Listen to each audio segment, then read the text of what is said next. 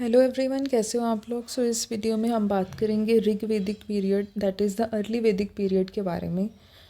उस समय का क्या जोग्राफिकल एरिया था, मतलब कहाँ तक ये इस पीरियड का एक्सटेंट था, और उस समय की पॉलिटी के बारे में, और एक छोटा सा topic the battle of 10 Kings, that is 10 राजन वार के बारे में। इस वीडियो को सबसे पहले हम इंग्लिश में डिस्कस करेंगे, फिर इसी वीडियो को हम हिंदी में डिस्कस करेंगे। Let's start the video first of all in English. About the geographical area, the Rig Veda is the only source of knowledge for this period. From the name of rivers, mountains, Himvant, that is Himalaya, Munjavant, that is Hindu Kush, and ocean in Rig Veda, we have a clear idea of the geographical area in which Rig Vedic period, in which Rig Vedic people used to live. Rig Veda mentions 40 rivers. The Nadi Sukta hymn of the Rig Veda mentions 21 rivers, which include the Ganga in the east and the Kubh, that is Kabul, in the west. Rig Vedic people, who called themselves Aryans, were confined in the area which came to be known as Sapta Sindhu, that is, the land of 7 rivers. Sapta Sindhu comprises Sindhu and their 5 tributaries, which are Vitasta, Asikani, Vipas, Parushni, Satudri, and Saraswati. If we talk about the Rigvedic names and the modern names of the rivers, for example, Sindhu is the Rigvedic name of the river Indus, which is whose region is in Punjab. Similarly, Vitasta is the modern name is the river whose modern name is Jhelum. Similarly, Chenab's Rigvedic name was Asikani, Byas's Rigvedic name was Vipas, Ravi's Rigvedic name was Parushani, Satudri was the Rigvedic name of Satluj, Saraswati was the Rigvedic name of Saraswati, Drisht, Drishvati is the Rigvedic name of Ghaggar, Kubha was the Rigvedic name of Kabul, Suvastu was the Rigvedic name of Swati, and Kurumu was the Rigvedic name of Kuram. Gomati was the Rigvedic name of Gomal river. According to Rigved, the most mentioned river in the Rigved is Sindhu, and the most pious river according to Rigved is Saraswati.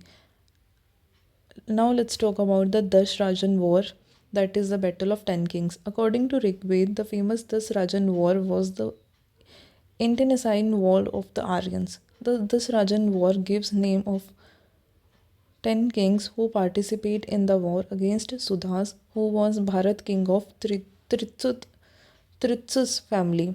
The 10 kings were of the states of Purus, Yadus, Turvasas, Anus, and Drihyus, along with 5 others, which are Alinas, Paktas, Bhalanas, Sibis, Vishanins.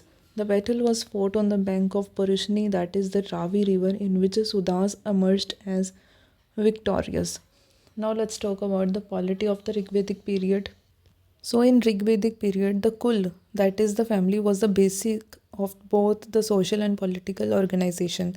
Above the Kul were the Grams, then the Vis, then the Jana, and then at last the Rashtra. A group of Kula formed a Gram, that is a village, and so on.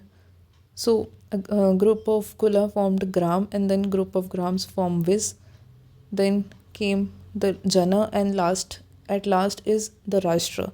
Regarding the form of government, it was of patriarchal nature. Monarchy was normal, but non-monarchical polities were also there. The Rashtra was ruled by a king or Rajan, and the royal descent was by hereditary basis on the law of primogeniture.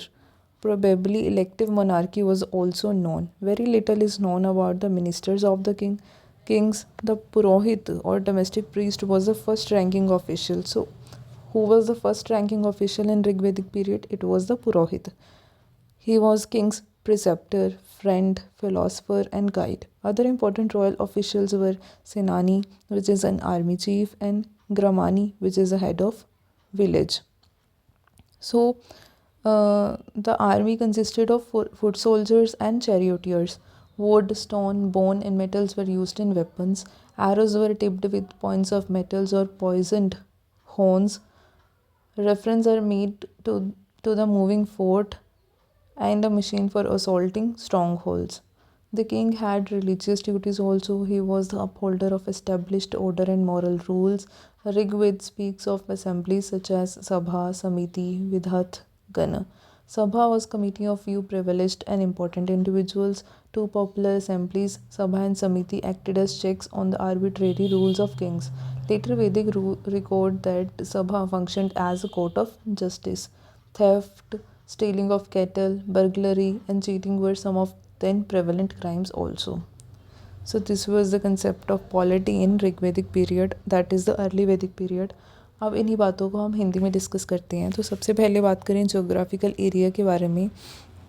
तो ऋग्वेद जो है वही एक लौता source है जिससे हमें पता लगता है कि कहाँ तक एक्सटेंट था उस समय की जोग्राफी का, ऋग्वेदिक पीरियड के लोगों का.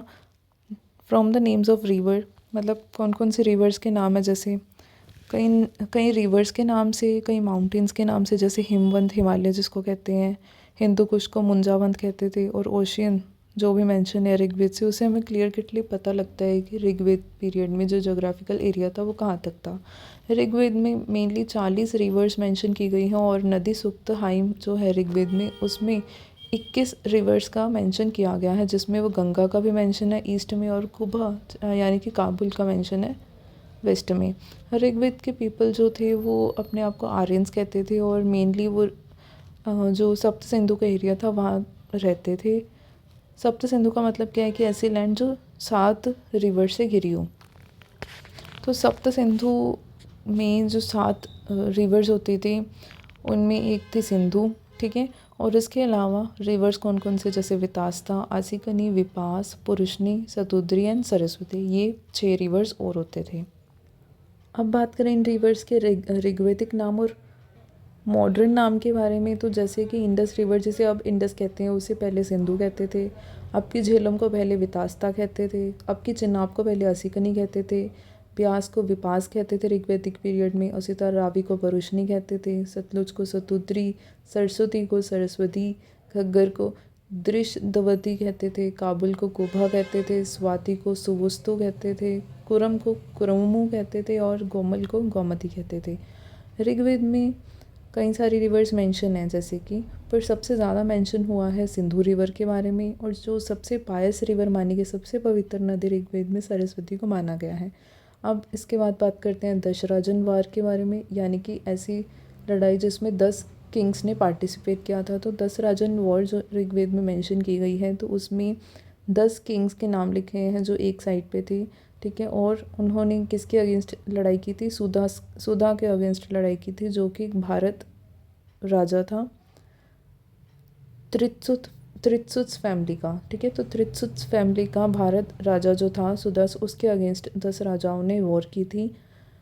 कौन कौन से 10 राजा थे, पुरुष था, यादुव था, त्रुवसस था, अनस था, द्रहयुस था, अलीनास था, पख्तास, बलानास, सिबिस, विशानिन्स, ये सारे राजा थे. इन्होंने सुदास के अगेंस्ट वॉर की थी, और इस वॉर में सुदास ही जीते थे. और ये वॉर किस नदी के किनारे पे, ये बहुत इंपॉर्टेंट है. तो ये वॉर परुशनी नदी यानी कि रावी नदी के किनारे पे हुई थी. उसके बाद अब बात करते हैं पॉलिटी के बारे में उस समय की. तो कुल जो होते थे, फैमिली जो थी, वो सबसे बेसिक यूनिट थी. सोशल पॉइंट ऑफ व्यू से ले लो, चाहे पॉलिटिकल पॉइंट ऑफ व्यू से ले लो, ठीक है. कुल के ऊपर आते थे ग्राम, मतलब कुलों के समूह को ग्राम कहते थे, जहाँ पे सारे इकट्ठे परिवार रह रहे हैं, ठीक है. उसके समूह को क्या कह रहे हैं, ग्राम कहते हैं, मतलब विलेज कहते हैं. फिर उसके समूह को आगे विस कहते थे. फिर विस के समूह को जन, और जन के समूह को लास्ट में सबसे बड़ा क्या होता था, राष्ट्र होता था, ठीक है. जो किस तरह की गवर्नमेंट थी, तो पेट्रियार्कल सिस्टम था, ठीक है, कि मतलब पुरुष प्रधान ही मेनली नेचर था उस समय की गवर्नमेंट का. मोनार्की नॉर्मल थी, पर ये नहीं है कि मोनार्की ही है हर जगह पे, नॉन मोनार्कियल क्वालिटी भी देखी गई है वहाँ पे, ठीक है. जो राष्ट्र था उसको किंग यानी राजन के द्वारा रूल किया जाता था, जो रॉयल डिसेंट का होता था, और हेरिटेटरी बेसिस पे जो होता था वो उसका रूल करते थे, ठीक है. बहुत ही कम नॉलेज है मिनिस्टर्स के बारे में, पर कहा जाता है कि जो पुरोहित होता था, या जिसे डोमेस्टिक प्रीस्ट कहते हैं, वो क्या थे, सबसे पहली रैंक के ऑफिसर थे. उसके बाद और भी थे, जैसे कि और रॉयल ऑफिशियल्स भी थे, जैसे सेनानी जिसे आर्मी चीफ कहते हैं, और ग्रामानी जिसे हेड ऑफ विलेज कहते हैं, ठीक है. जो पुरोहित था वो किंग का जो दोस्त भी कह सकते हो आप, फिलोसफर, उनका गाइड भी है, फिलोसफर भी है, सब कुछ है पुरोहित ही, ठीक है. अगर आर्मी की बात करें तो आर्मी में मेनली फुट सोल्जर्स और चैरियोटियर्स मतलब रथ चलाने वाले होते थे। वुड के, स्टोन के, बोन्स के, मेटल्स के वेपन यूज़ होते थे। एरोज़ को क्या करते थे, उनकी टिपिंग करके उनको पॉइजन के होन से या तो मतलब पॉइजन लगा देते थे एरो को, या फिर जो मेटल होती थी या जो वो भी हथियार होते थे उन पे पॉइजन लगा लेते थे वो, ठीक है। इसके अलावा जो किंग था उसकी सिर्फ राज करना ही ड्यूटी नहीं है, उसके रिलीजियस ड्यूटीज़ भी होती थी, ठीक है। कोई भी इस्टेब्लिशमेंट है उसमें जो भी ऑर्डर है उसको इस्टेब्लिश करके रखना और मॉरल रूल्स को इस्टेब्लिश करके रखना, वो भी किंग का ही काम था। जो ऋग्वेद है उसके उसमें कुछ असेंबलीज़ की बात की है, जैसे सभा, समिति, विधत और गण, ये सारी असेंबलीज़ की बात की गई है। जो सभा थी वो एक कमेटी थी जिसमें कुछ ही प्रिविलेज्ड लोग और इम्पोर्टेंट लोग होते थे। दो पॉपुलर असेंबलीज़ होती थी, सभा और समिति, ठीक है। ये क्या करती थी, रूल्स जो भी किंग बनाता था उसको इस्टेब्लिश करने का काम करती थी, चेक करती थी कि हो रहे हैं रूल्स लागू या नहीं होते, ठीक है। जो लेटर वेद होते थे वो रिकॉर्ड करते थे सभा के फंक्शंस को, और जो सभा थी वो एक तरह से कोर्ट ऑफ जस्टिस का काम करती थी। उस समय में कुछ कुरीतियाँ भी थी, जैसे थेफ्ट होती थी उस समय पे, मतलब कुरीतियाँ मतलब जो इविल्स होते थे, इविल प्रैक्टिसेस लाइक थेफ्ट हो गया, बर्गलरी हो गया, जैसे किस जानवर कैटल को चोरी हो गया, ठीक है, चीटिंग हो गया, ये सारे काम भी उस समय में होते थे। तो ये थी बात पॉलिटी के बारे में ऋग्वैदिक पीरियड की। Thank you so much.